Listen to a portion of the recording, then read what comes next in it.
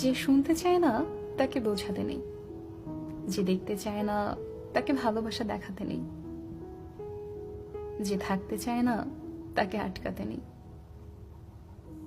যে বিশ্বাস করতে চায় না তাকে ক্লারিফিকেশন দিতে নেই, যে ভালো রাখতে জানে না তাকে আলো ভাবতে নেই। যেখানে কদর নেই সেখানে বসতে নেই, যেখানে সম্মান নেই সেখানে থাকতে নেই,